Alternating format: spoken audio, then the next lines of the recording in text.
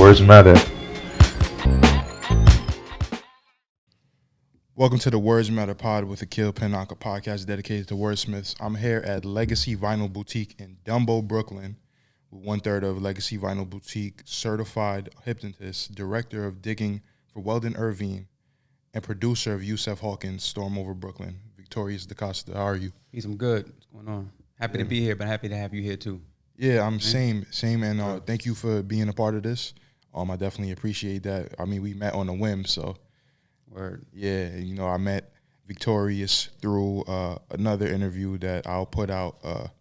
You guys will probably see this interview, the interview that I'm referring to before this interview with Adane Bookshop, Darlene, right across the street. Or you working up and down the street. You about to get everybody back on the street. Yeah, I've never been to Dumbo this much in my life. Me neither, bro. Me neither. So who are you? That's a good one. All right. I mean, I'm just a guy. Just a guy. You know, I had to answer to that question. Yeah. For like a good 40 years. Well, 30 years. And then actually in hypnosis class, the first class, they was like, you know, who are you? And it's like, if you have like a definite answer, and if you had the same answer for a long period of time, that's not a source of pride, right? So I'd be like, I know who I am, whatever, right? Ask folk that stuff, and they don't know, and it's like, I know who I am. You know, I have the same rundown, and it was like, that's almost a failure, right? Because to have the same definition for yourself for years and years and years, you know, where's the growth, or where's the understanding of your own self, right? So, I don't know, man, today, I woke up like 4 hours ago, so we're going to find out. You know, we're going to find out who I am today. But, you know, I'm Victorious Costa, though, right? So that name Victorious is all about me being successful, my drive for success, my drive to reach goals. And victorious without opponents. Right? I don't have to be against anybody else. Just going against my personal best, whatever that is for today. That's your birth name? No. Okay. That's the name I chose when I was a teenager. Okay. And, you know, when you were, you know, trying to figure yourself out and find yourself, that's just... Yeah, you know, so I'm a 5%er. Okay. Right? And so we were taught, even though I was born with a righteous name, as we call it, because my mother was a 5%er, you know, in her days, I wanted to choose a name that was for myself. And I never changed my name. I just added on to my name. And it also linked to just my personality at the time, where I wanted to do a lot of things. I wanted to be an architect. I wanted to be, you know, I wanted to be a lawyer, all that.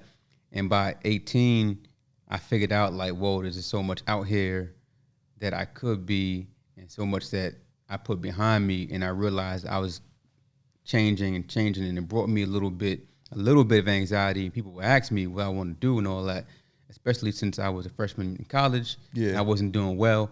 I didn't know what was going to happen to me, right? And so the whole thing was, I just want to be successful. Right? Just before the song, before the song, you know what I'm saying? But you know, that's what it was, right? I was going to be successful. I was going to be victorious. That's all I want to be when I grow up, right? So it's more a challenge than a state of being. You know? Yeah.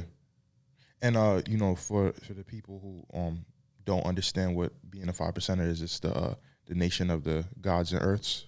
If I'm so to speak, that's one of the aliases. Okay. This 5% nation was founded by a brother named Allah in '64, and he came through the Nation of Islam during that period in Harlem, and it's a tradition that's lasted for, you know, years and years until this day. Some you could look at it as like a rites of passage program in certain ways. Some have called it, like Nas called it, a school of thought. But it's my foundation as far as my knowledge of self and civilization. Okay. We all different though. Yeah. And when and where does your story start? My story starts in Brooklyn. You know what I mean? Brooklyn, New York. I was born in Crown Heights, but that's just the hospital, you know. Yeah. But they took me home to Sheepshead Bay, Brooklyn. And I lived there with both of my parents. They was married for, you know, a good 3 years, give it a good 3 year shot. You know what I'm saying? And after that, my father stayed in Sheepshead Bay, and my mother moved back into her mother's house in East Flatbush, Brooklyn, you know, in the basement of grandma's house, you know, and that's where I was raised. Yeah. Until halfway through high school, I was raised in Fort Greene, right, the border of Clinton Hill and Fort Greene, you know, Myrtle Avenue, and so that's where it starts. But yeah. And, you know, Brooklyn is unique, and each neighborhood in Brooklyn is unique. You know, with all your experiences in life, how has living in Brooklyn and the different neighborhoods of Brooklyn shaped you? Yeah, you know, so I it's an exclusive. I don't live in Brooklyn no more. It's an exclusive. I ain't gonna say where, right? But I've maintained the illusion of still being in Brooklyn, right? You know, I was telling someone this the other day, whenever I drive into Brooklyn, which is every day, right? You know, it's I get hit with a lot of stress, right? A lot of little bit of anxiety, a lot of stress, because no matter which way I drive in, I'm reminded of trauma, right? I'm reminded of violence, right? Because it's like only a couple ways to get into Brooklyn, and all them ways, you know, I could pick out. Oh, that's where so and so got killed. That's where that happened. This what happened. Yeah. You know, this is, you know, and so when I come into Brooklyn, it's never like a cool thing, unless if I go like one way. Yeah. You know, one way is like I'm just right off the highway, boom, I don't gotta see anything. You know what I'm saying? But if I take any of the local routes, it's like, you know, it's very I won't call it depressing. It makes me sad. Triggering. Though. Yeah, definitely triggering. You know, just a lot of memories. You know, just a lot of memories. I didn't do it all, but I did a lot of it. You know, and I'd seen a lot of it, and so that's what it is to me. Yeah, which is one of the reasons why I decided to leave. I remember I was at a barbecue some years ago. Actually, I think I was probably in Queens, and there was just some news that some barbecue in Brooklyn got shot up, like 9 people got shot, whatever, right, in my neighborhood, in East Flatbush. And because I moved back to East Flatbush. And I was like, Dad, you know, I was like, you know what? And my mom, like, I want to get this news, like, not far away. What do you call it? Like, in the future, in the past, right? I don't want to be like plugged into the hood news network. Yeah. I was like, do you think these things happen? I want to hear about it, like, at least give me a week. Well, let me be a couple hours away. Yeah. You know what I'm saying? Especially at that time, I used to get those calls, right? Middle of the night calls, whatever calls. And because of who I am, you know, you just feel like who I was, right? Compelled to answer those calls and compelled to answer the call, you know? And so it's like, I wanted to be, oh, well, hey, I don't know if y'all gonna wait for me, because, you know, I'm over here, whatever with it. But that was the day I said, you know what, I want to leave, right? So yes, that's Brooklyn to me. But is it all trauma? Is Brooklyn all trauma to you?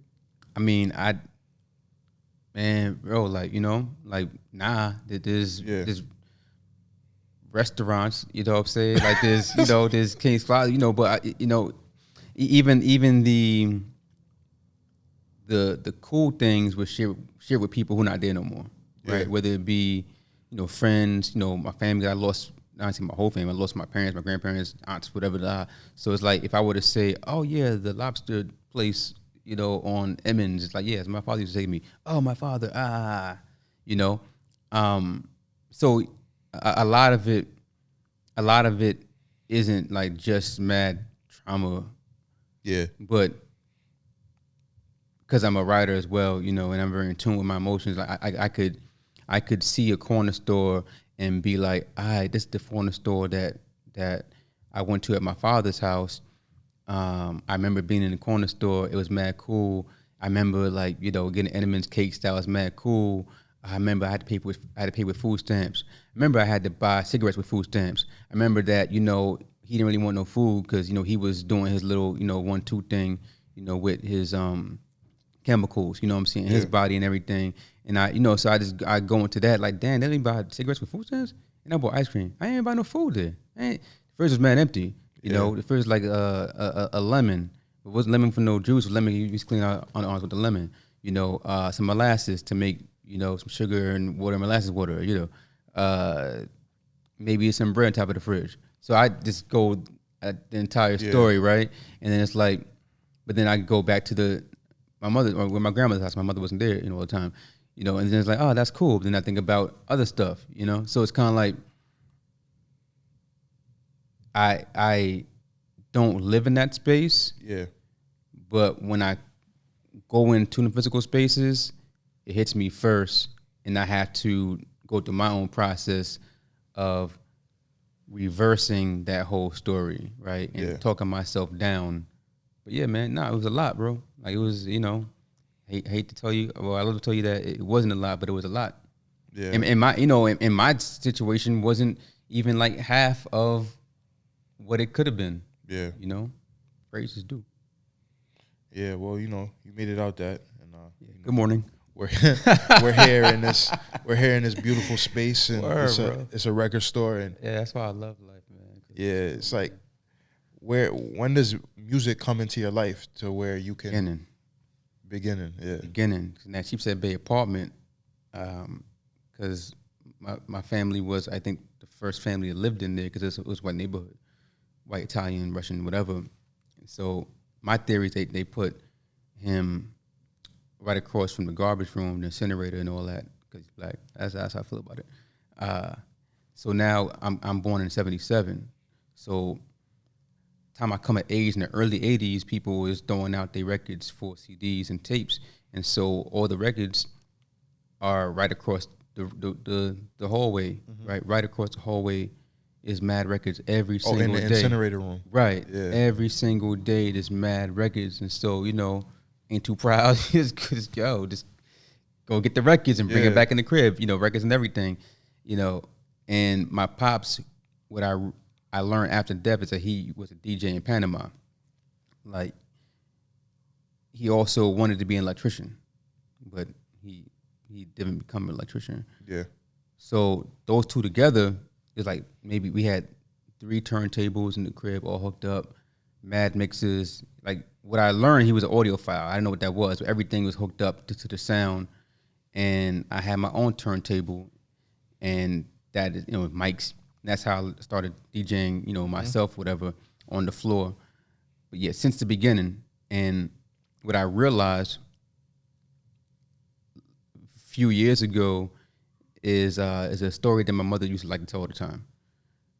When my first grandmother died, I was 6 or 7, whatever. And up until, you know, a few years ago, she would say, oh, well, when, you know, Gong Gong died, you know, you were so strong. We just told you that she died, and you just went back into your room, you know, and, you know, played on the steel pan, because she came back from Trinidad from Carnival, bought me a steel pan. Anyway, so, steel drum.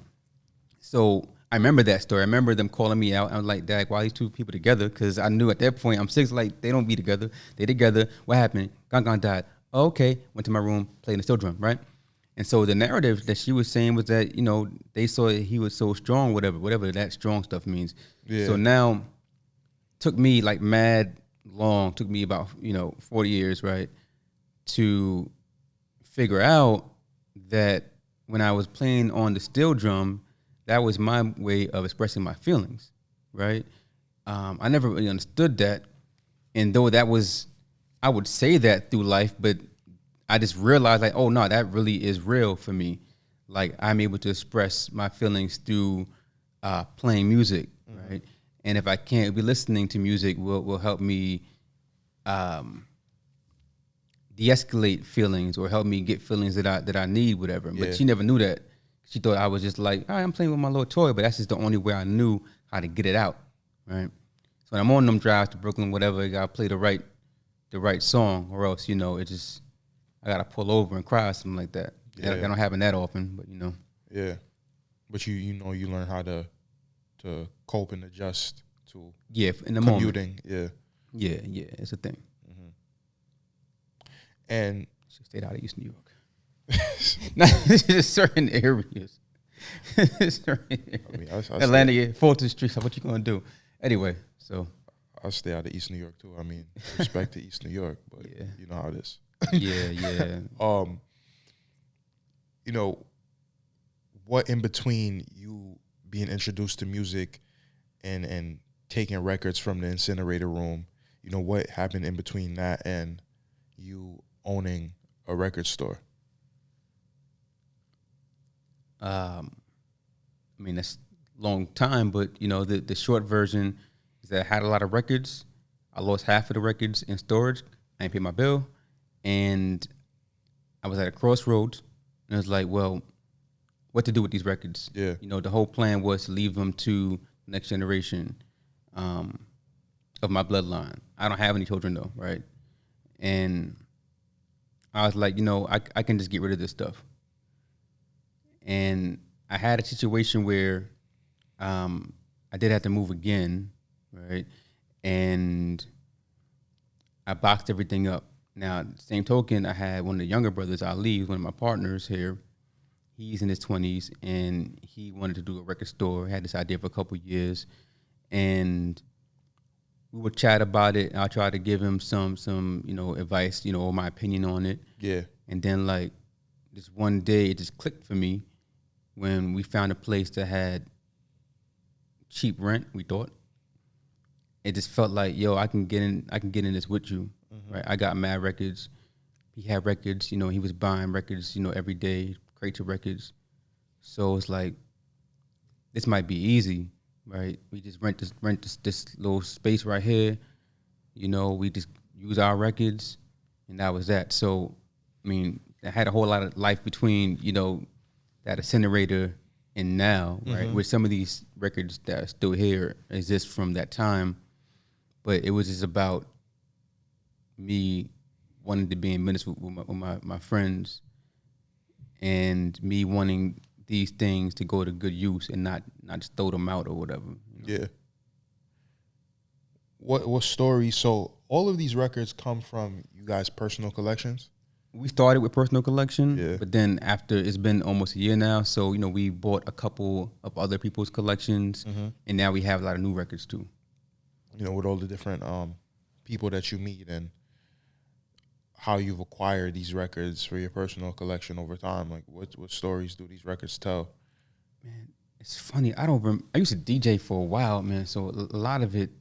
Well, so I'll say this: outside of the personal collection that came from the household, either my pop's house or my mother's house, when I went down to Atlanta for school, I did a lot of Goodwill, like a little Goodwill shopping. So I bought a lot of records to the Goodwill. And then working, I used to do promotions and marketing in the mid-'90s in Atlanta. So I got a lot of records through that, you know, from the labels. And I feel like I stopped. I know I stopped for like good 15 years buying records. Like it wasn't, if it wasn't new records to DJ, I wasn't buying a lot of old records. I had a whole lot of records before I stopped though. And so you might still be like a sticker on the record. Like I used to go to Beach Street a lot. So it'd be a Beach Street sticker. That was downtown, right? Downtown Brooklyn, yeah, Fulton Street. And there might be record, this was my father's record, right? And so, you know, I'll let somebody know, like, hey, this Queen was my father's, you know, and they care sometimes. Or, hey, I remember when I bought this. Hey, this was college, you know. And it just feels good. You know, not everyone cares about that, but it feels good to just let them know, like, this came from somewhere. So even when we acquire a collection from somebody who we don't know, we know that in order for someone to give away their records or any possession really in their house, something bad had to happen, right? Yeah, people had fires, people got evicted, people just had to downsize, somebody died, it's their records, we do with the records, you know. So it's kind of like we understand that for any record shop to live, then something had to die, right? That's just facts of the matter. Yeah. You know what I mean? Like or like me, lost the storage space because you had no money in the time. There's always some tragedy to it, right? And these are people's prized possessions. So what we do is we always get the name of the person who it belonged to. Yeah. And, you know, we first announce it on our social media. Hey, this was Betty Smith's, collection. She was 75. She lived in Brownsville, blah, blah, whatever. This was James Pratt Jr. He lived in the Bronx. His daughter, came. And so we just basically, because our name is Legacy, right? So we basically just tell the story of who this belonged to. And if we can keep track mentally, we'll let you know when when you buy it, hey, this belonged to, I forget this other brother's name, but this belonged to, James Pratt. This belonged to someone else.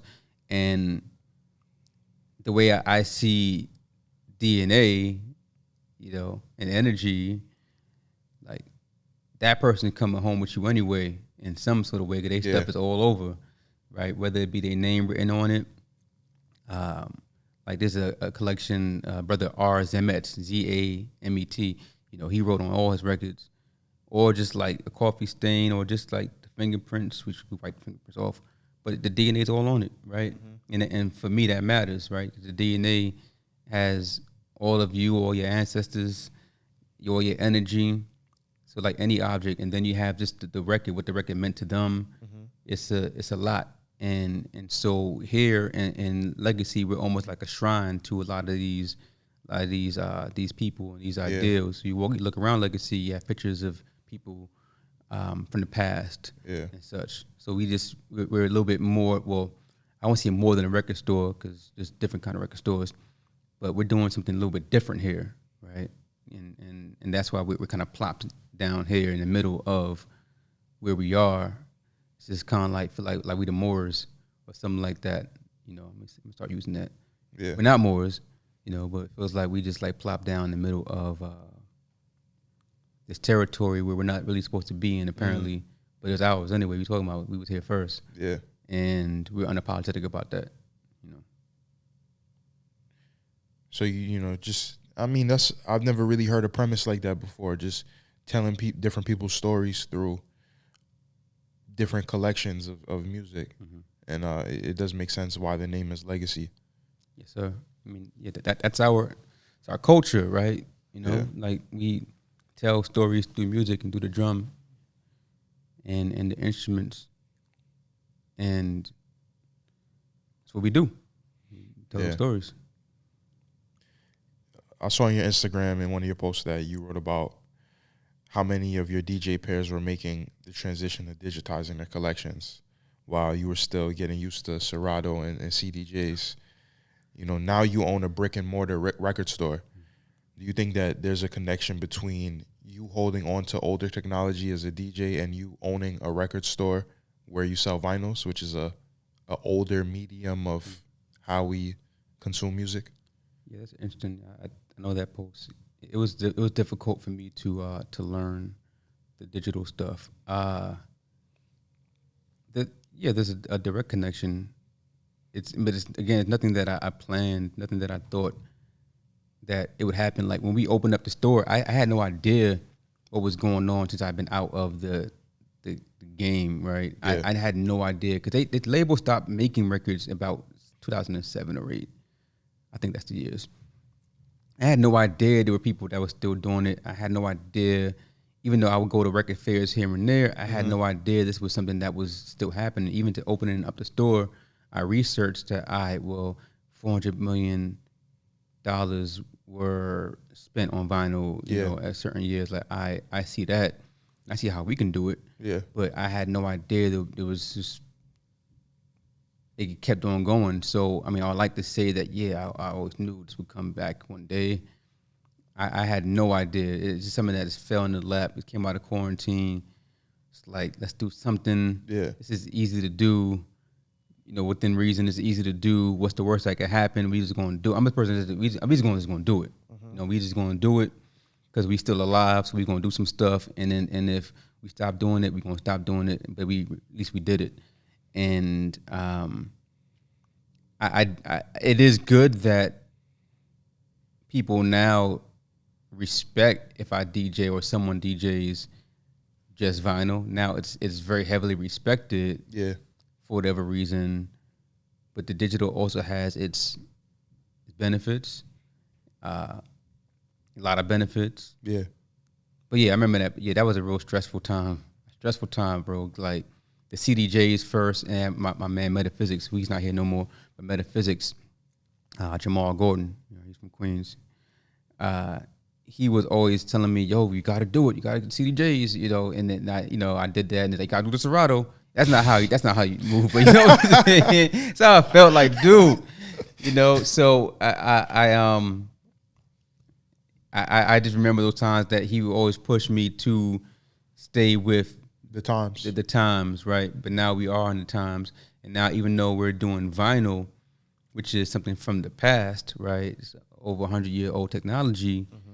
What we do here at Legacy, I feel it's something for the future because we're here for the future generations, right? We're not here for people that are the gatekeepers and certain demographics that you would imagine buy vinyl. But we're here for mostly young people, young women, people who have not been put out there in the forefront as the vinyl collector. And so people come here, they don't even have record players, but they still buy the vinyl. Right? I know a guy, he comes here, he has like 6-7 records and no record player. Went to buy the records first. There's someone, people I know that they hang the, like you go to Adani, right? She hangs the records up on the wall, right? And so that's all okay for us. And even the term vinyls, with people who, the purists don't like the term vinyls, the correct term is vinyl. That's how you say plural vinyl. We don't really care about English like that. I'm just going to say that, we respect that we got to talk it, but we ain't be finna be like, come on, you know what I'm saying? Because it don't make no sense anyway. The S should be at the end. Yeah. The S is at the end. You know what I'm saying? So because that's why English, they promise us. I used to work at Rikers Island, right? Not as a CEO. I used to work with Rikers Island at a, you know that, GMDC, right? And in school. And helping people with GED prep, and break my heart, try to explain to them English. You know what I'm saying? Like, oh no, yeah, you would think it's vinyls, but for that word, it ends with an L, So anyway, it breaks my heart, even whatever. So the new generation calls it vinyls, and we love it. We're here for all of that. We're here for all the new. So the people who didn't grow up with parents with vinyl in the house, like people in their 20s, their teens, some in their 30s, it no longer belongs to their parents. So my parents, vinyl belonged to them. Next generation, CDs belong to their parents. And so now you have a generation, they feel like vinyl belongs all to them. And their parents don't even know how to even use it because it wasn't in their home. And you teach them how the record player works. It's like, yo, all right, these lines is, that's where the music is at, right? And there's this diamond tip needle, yes, a diamond, it goes into these things called grooves, and that's how the music plays. Come on. And they're like, who invented that? Thomas Edison? I don't know. 100 years ago? But it sounds like alien technology. The phonograph. Right, exactly, the phonograph. Which the phonograph cameras, I'm still like, come on, bro, like how they figured this one out back then, right? Amazing technology. And the technology is still popular to this day. And, with the resurgence of vinyl collecting. Right. And I definitely do want to ask you about that. Why is physical music important? I think self-care. Like, a big part of Legacy is self-care and comfort. And when we have music on our phones, we tend to do other things on our phones at the same time. So one, we're not really paying full attention to the music or ourselves or how the music makes us feel. Our hands are usually hot. You know what I'm saying? If your ringer's on, the music cuts off a little bit. The vibrator. I hate that. Right. So it's good to have something that can play music regardless of what you're doing, right, with yourself. And the phone just ain't it. The phone represents the meeting of a challenge of how do I take music with me to go, right? So before we had Walkmans, we had CD Walkmans, and now we have Discmans, and now we have the phone. So it does serve a purpose. Like, damn, I don't even want to even leave because I want to hear my tune. But this is for not being on the go. Yeah. Right? This is for just sitting still. So vinyl is good for stillness, attentiveness, as is cassette tape. The only difference is that with vinyl, when the side is over, you have to turn it over, right? So you have to be a little bit in tune for about 20 minutes about what's going on. Cassette tape is just gonna just like stop, Yeah. or it's gonna replay itself. But it's good to just like be able to sit still, put it on, and do whatever you got to do, and not depend on your phone. Give your phone a break. Yeah. Because we're gonna act like we don't know about the radiation in the phone. It's like there's about to be an announcement in 10 years about that one. We're gonna pretend, right? We don't know nothing about that. But until then, we're gonna have some vinyl or cassettes or whatever. We can just play and throw the phone somewhere and just be, just be, right?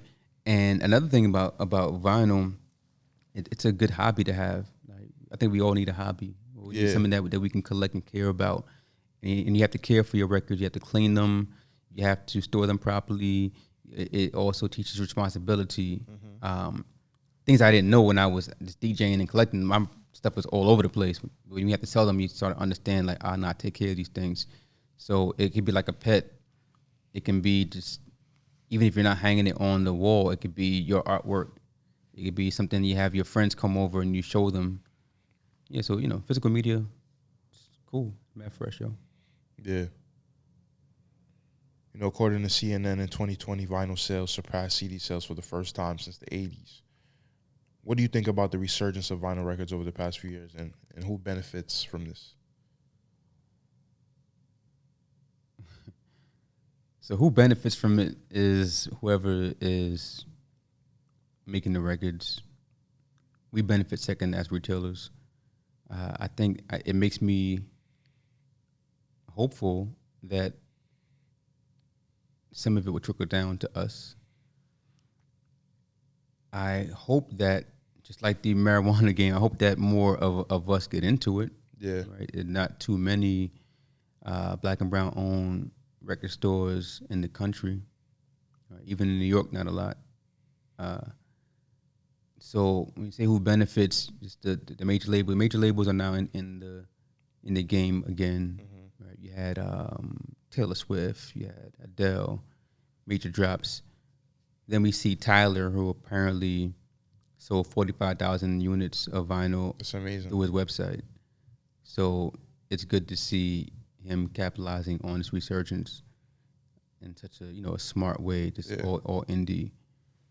But it's still new again, so it hasn't even got to where it needs to go. But now Walmart is selling vinyl and Target is selling vinyl, but they don't sell a lot. They choose what they want to get big artists, right? I believe that they license certain music and get it pressed themselves, if I'm not mistaken. That's how it goes.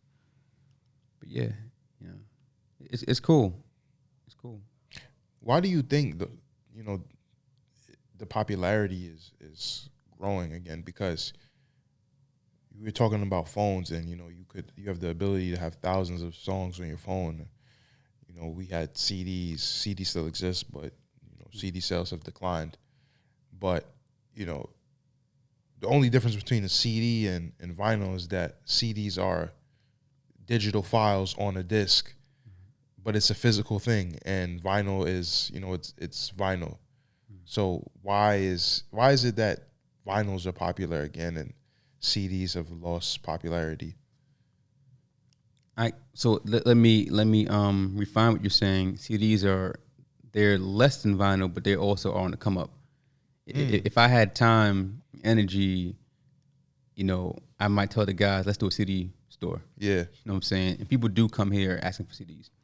Cassettes too on the come up. But they are, but to your point, vinyl is still on top. So do you mean why vinyl as opposed to CDs? Why is it that vinyls are, having this? Is it because people love nostalgia, or like what is the reason, do you think? I think nostalgia is one part of it. Well, not nostalgia. I think more so the retro idea of it. People like retro things. Man, I'm gonna say Urban Outfitters had a big part of that because they sell record players and records, and they sell entry level record players, different colors, and it was pushed towards young women and girls, College kids. right? And so that's a big thing. Urban Outfitters, they can make anything cool again, you know, depending on what you call cool, right? So I think that was a big. I'll say that was a big thing. We could leave that at there. The Urban Outfitters did a whole lot to bring people to it. Now, mind you, the tables they sell aren't the best tables, but it got people into the game. And then you have people like Taylor Swift, who did a record store day drop, and it brought people to vinyl. CDs, I think that the application. So most people's cars don't have CD players anymore. Yeah. Mine does, thankfully.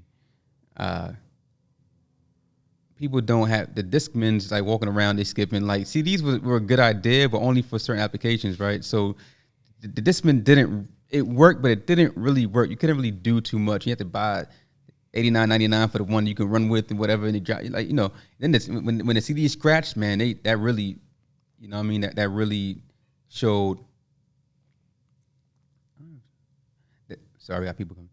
That really showed one of the flaws. I think CDs I think they are more expensive to make. Yeah. Not sure.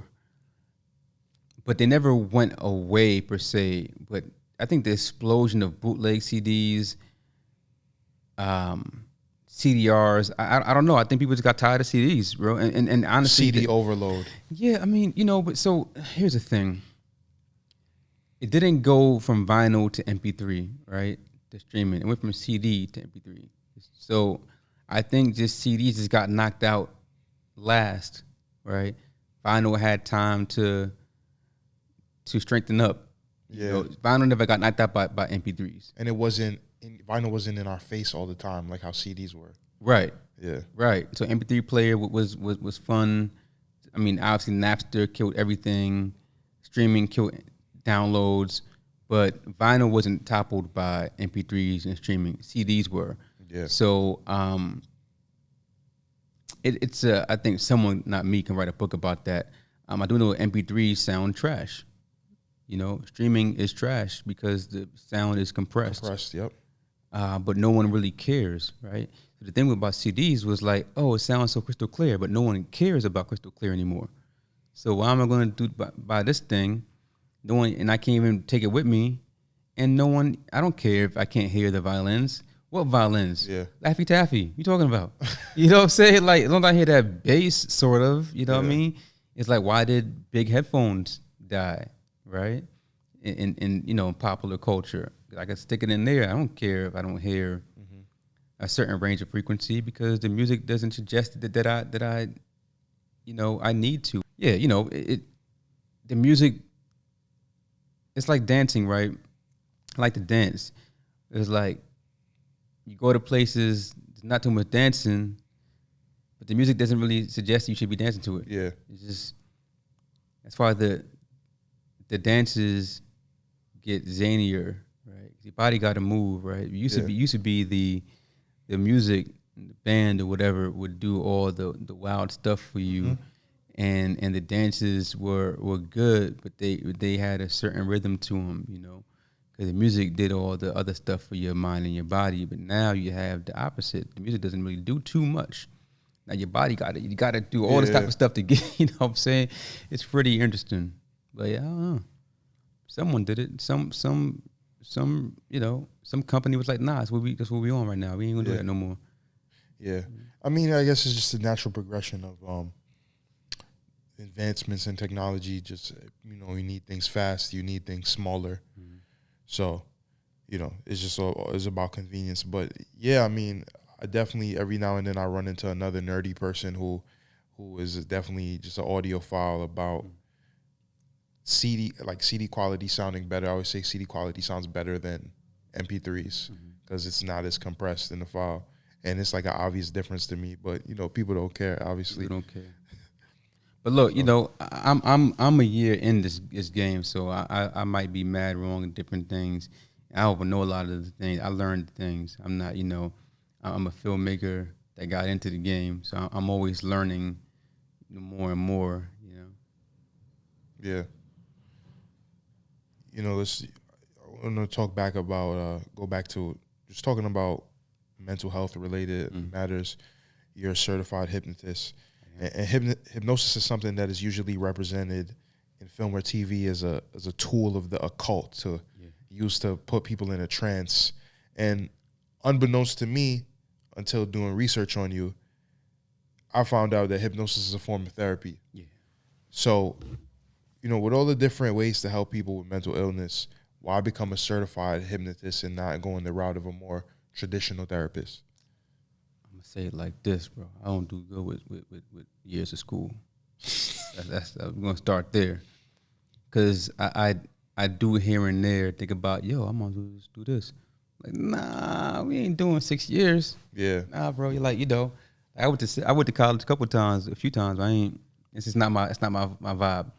And all the licensed social workers can look at this and be like, they can type in the comments, but like, yep, see, that's what I'm talking about. But that's what we're talking about. Like, I am case in point. Yeah. Not everybody is built for or is willing to go through 6 years of school. I am not one of them. At least not now.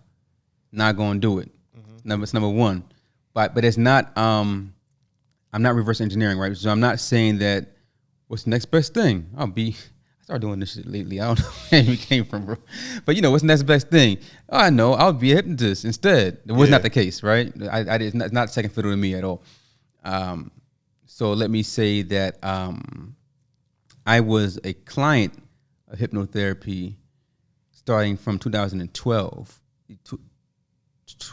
10, you know, a while ago, right?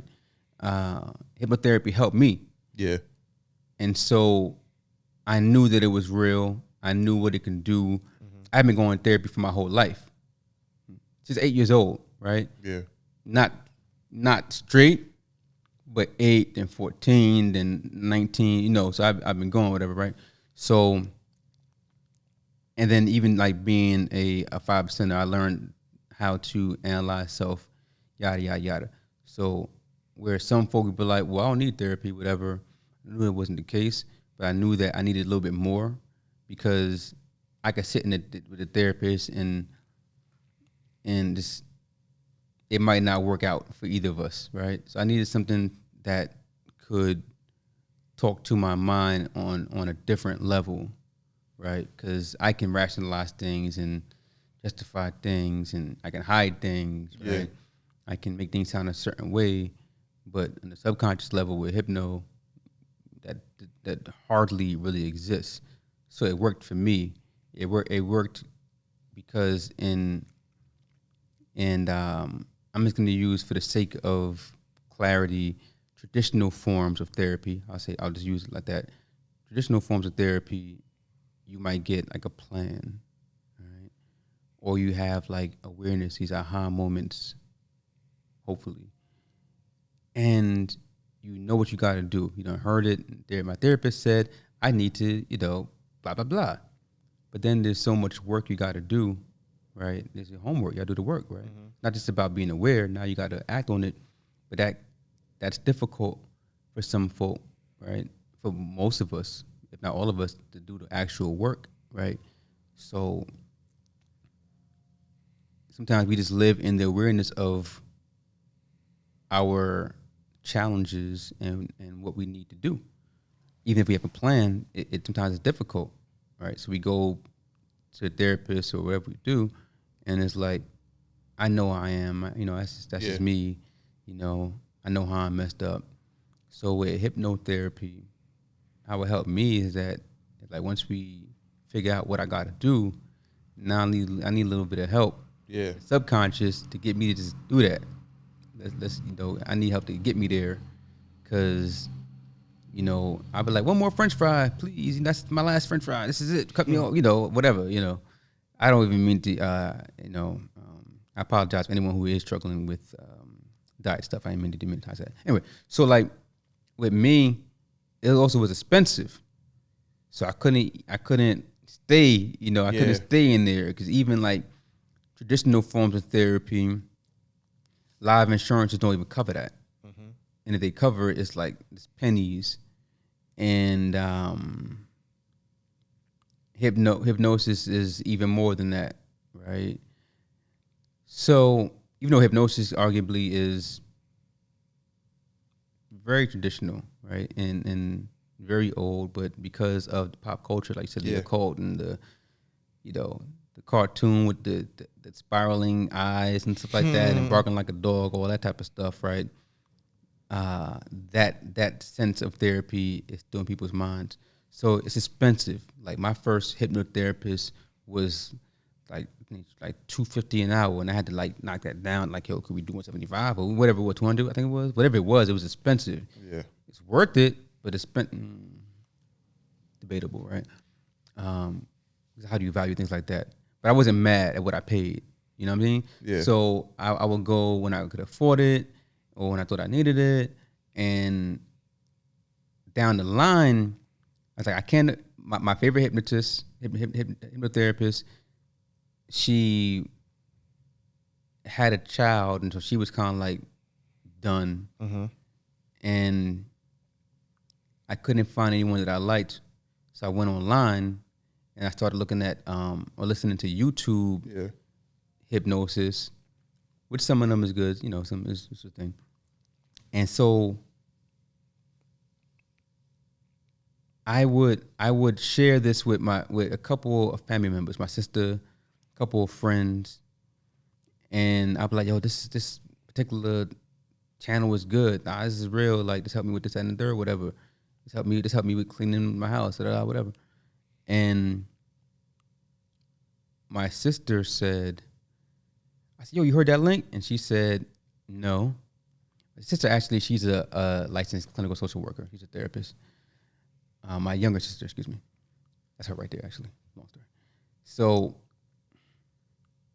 she said no, and I said, why not? She said, I don't need another white man in my ear. It was like white guy from Ireland. And it's like, okay, I feel that.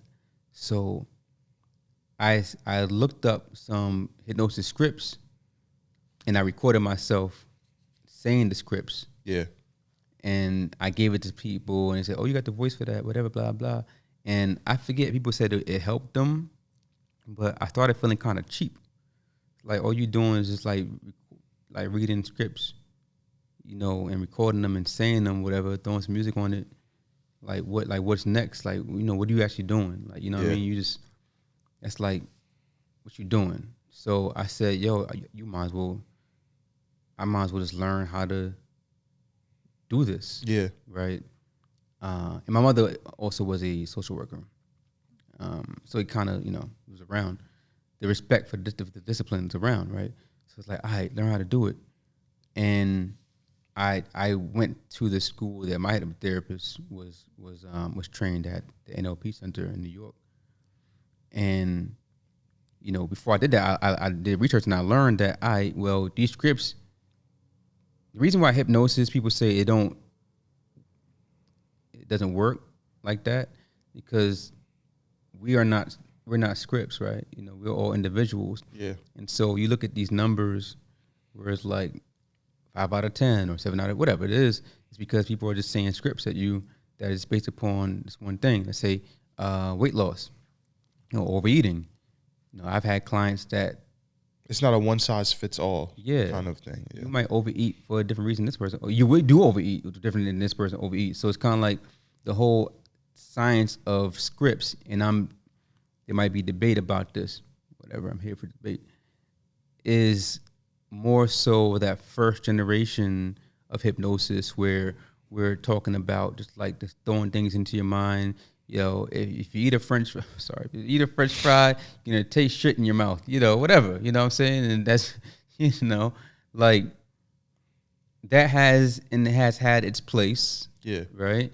But it's almost respectfully like a parlor trick, and it doesn't really address what's going on inside of you. Yeah. And so that thing, that part of you, let's use overeats, it's going to find another way to cause unwanted behavior within you, right? Because it ain't the French fry. know what I'm saying? It ain't the French fry. It's something different deeper. going on, you know? And so the second generation, you know, is brought this gentleman named Milton Erickson, who was great in the realm of psychology, right? And people who are not hypnotists would know him. And second generation is kind of called like Ericksonian hypnosis is really based upon the conscious and the subconscious working hand to hand. And it's not really about just knocking you out and putting you to sleep and you don't know what happened. I jingle my keys. Next thing you know, you don't like the job. Like, you know, it ain't about that, right? Because again, with all forms of therapy, there's work that you have to do, right? And so if I'm putting you, and this is my interpretation, right? If I'm putting you to sleep, you don't know what's going on and everything. There might be value to that, but there also is value in you being aware of what's going on, and I might need your help. It's like, yo, okay, like this part of you that does this, you know, I assume you don't steal. Some of you something that's totally far from who you are, still right? mad. I still mad shit. All right, well, shit, let's lay down on the couch. But yeah, so let's say I stole, right? Yeah. 'Cause I did steal, you know. There might be a part of me that, so we say that every part of you has positive intention. Yeah. Right. No matter how it lives itself out, positive intention. Right. So if I'm stealing, or if I'm, you know, what they call rageaholic, these parts of me are just trying to accomplish something for me. And so what it takes is, in some scenarios, for us to communicate with that part, right? Well, first, isolate, well, where is that part? How long have you felt this way? What happened? When was this? And then find that part of you, see if it wants to be addressed and if it like to be a part of the conversation. And ask, hey, what you trying to do here? What's your plan? I mean, it's not how I say it, but, you know, what's your game plan here, right? You know? And, well, I just want, you know, Akil to be happy about blah, blah, blah. I want him to have sneakers. Yeah. I want him to feel good about himself because he didn't feel good that one time. He got laughed at. And it's like, yeah, bad sneakers. And then, you know, I just wanted to, you know, what's the problem? You know, I'm only 10 years old, by the way, right? Because, you know, obviously there's parts of us a lot of us is working on being like 10, 12, 6. Yeah. You know, they're in charge of a big part of us because they were born for a certain reason, at a certain time. Now they're in charge. Fucking kid is in charge, right? And it's like, okay, is there any way that you can maybe help Akil not feel that way, you know, without doing that, though, without stealing sneakers? Maybe.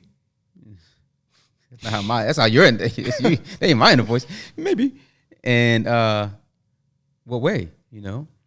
And it might give away, right? And this is you talking, right?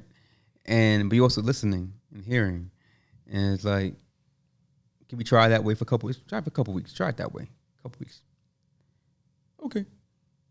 And success, right? So that's one aspect, dealing with the parts of yourself. And there's another aspect, you know, when you're dealing with where in your actual body do you feel a certain thing that you are struggling with, right? There's hypnosis for physical pain relief.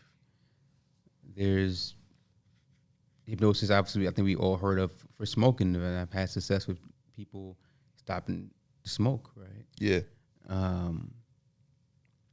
So I learned, and I went to this course, and part of the course is you have to be a client. So I got therapy like 3 times a week just from the class, you know, which was great. You know, it wasn't free because I paid for the class, but it was like free therapy. And it's hypnosis because I'm not a licensed therapist, so I can't call it hypnotherapy in the state of New York, right? Some states you do, some states you don't.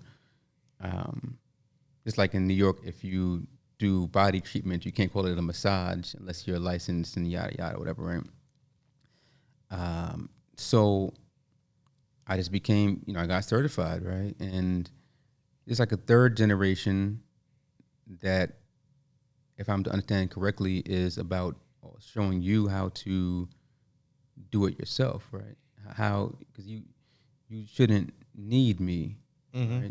I ain't gonna be there in your pocket, right? So how can I show you how to hypnotize yourself. So there's a trance aspect as well, right? But we say that we're constantly in trance. You could be driving long distance, you're in trance, right? You listening to music, you're in trance. Good conversation, good book. We spend a lot of time in trance, right? That's true. But your body knows when there's a danger. Like you might be in a highway, like I know the route. It says, you get that little. When you just snap out of it. Well, I was gonna say that, but it's more like you have the directions on. It's like, next exit is 41 miles straight to the next exit. You're like, I just drive straight. Yeah. You get to zone out a little bit, right?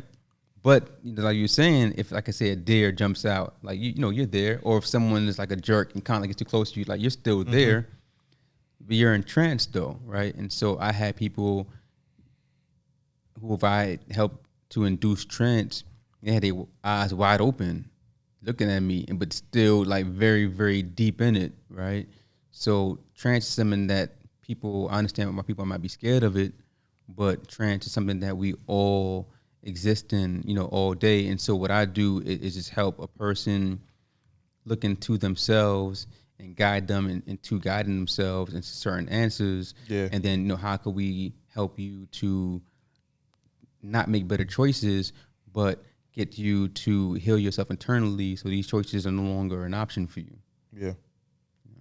Always saying, hey, you need all types of therapy. Like, it ain't no substitute for therapy. Like, do it all if you can. Yeah. If you can, What do you think are the benefits that you can receive from hypnosis or hypnotherapy that you can't receive from not doing that.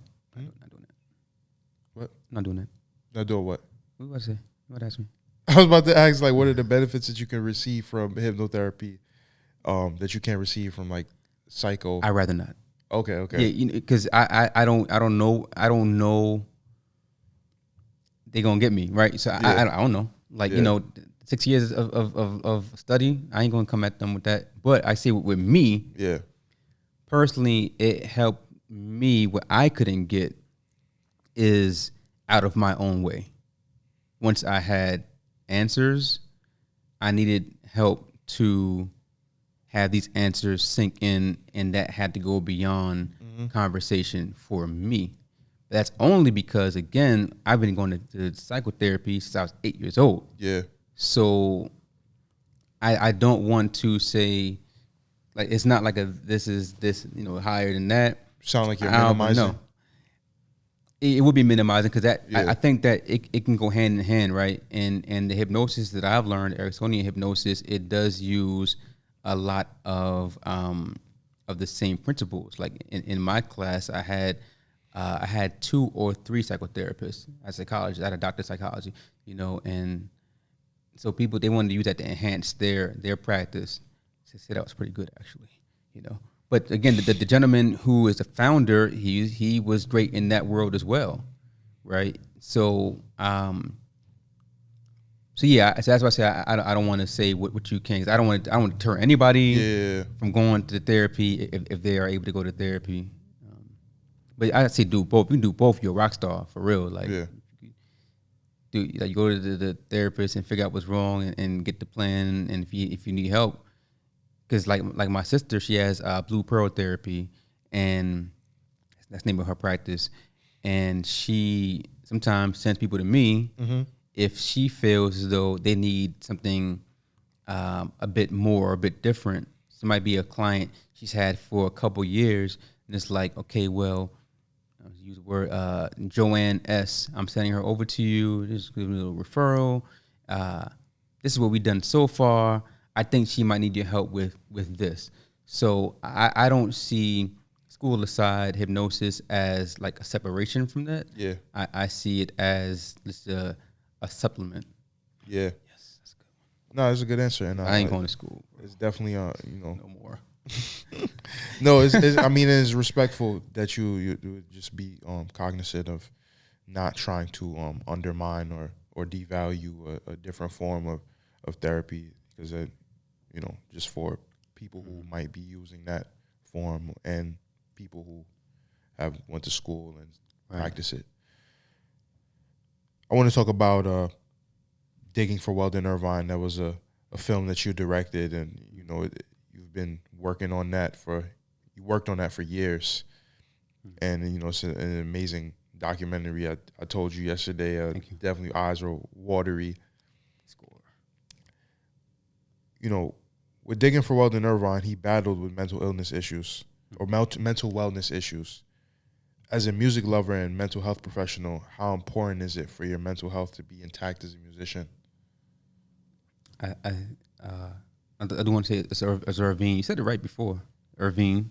Oh, I said it wrong the second time? Yeah, but you said it right when you did the intro, but Okay. the guy say it, yeah, Irvine. He ain't like that shit.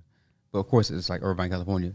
Anyway, so Weldon Irvine, music and mental wellness. Musicians, some of them are like me, who need the music to deal, and some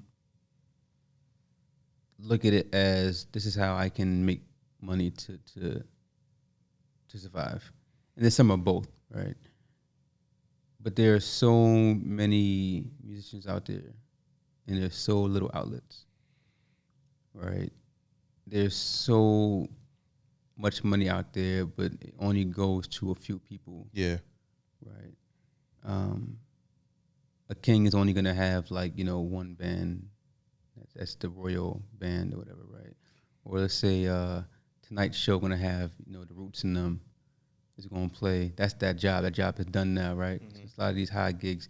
All I have to say is that it's a hard way to go if you choose music as your way, right?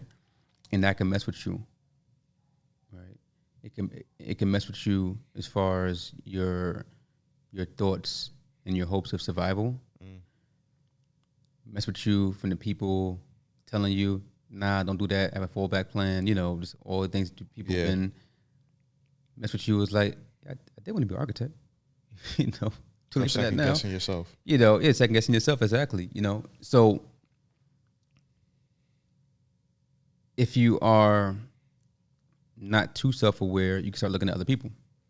Well, why the Roots got that thing, or why Drake? Yeah. You start making up things because it can't be fair, because obviously you're the best, right? Mm-hmm. So it can't be fair. The game is rigged, and then you have this be against the world thing. No one understands me. No one even cares about real music like mine.